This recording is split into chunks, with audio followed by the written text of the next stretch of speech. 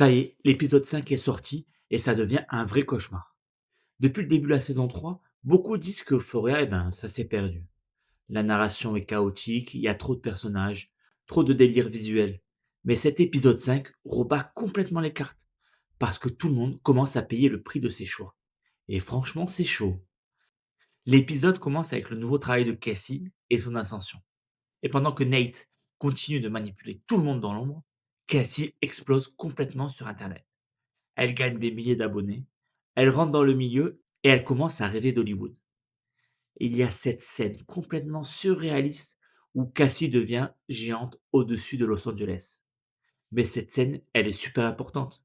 Au début, on croit qu'elle est banale, mais parce qu'elle résume tout le personnage. Cassie pense devenir libre, alors qu'elle devient juste un produit encore plus rentable. Et pendant qu'elle monte, Roux, elle s'enfonce. Parce que maintenant, elle est coincée entre la DEA, Laurie et Alamo. Et plus l'épisode avance, plus Alamo devient terrifiant. Chaque scène avec lui met franchement mal à l'aise. Le mec écrit presque jamais, mais on sent qu'il peut exploser à tout moment. Il reproche tout à tout le monde.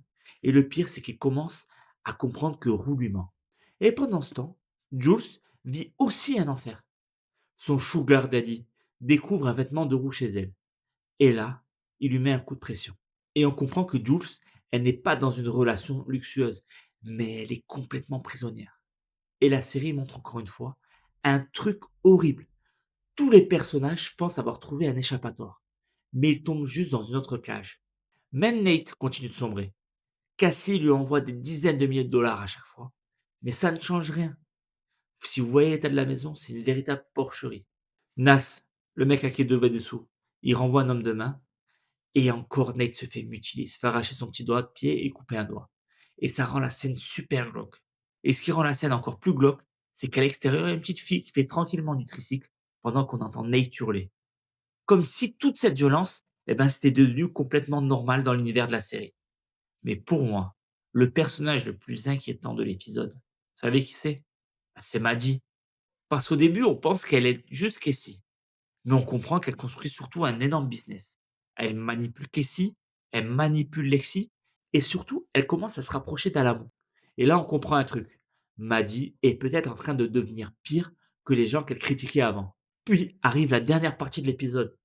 Roux est amené au ranch. Ça arrive sur la fin de l'épisode, tout est tendu, et on lui demande de creuser un trou. On ne sait pas pour qui, mais il est pour elle. Il enterre jusqu'au cou. Personne ne parle, personne ne plaisante. Et pendant ce temps, en parallèle, Cassie apprend qu'elle a décroché son rôle. Le contraste est monstrueux. D'un côté, Cassie touche enfin son rêve, de l'autre, Roux est sur le point de mourir. Et la dernière image, Alamo arrive à cheval. Ils fonce sur Roux, la caméra coupe au noir. Fin.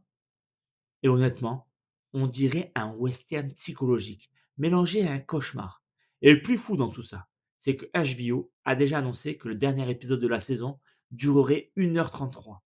C'est le plus long épisode jamais produit pour une série moderne d'HBO. Donc clairement, il prépare quelque chose d'énorme pour la fin. Et toi, t'as pensé quoi de cet épisode?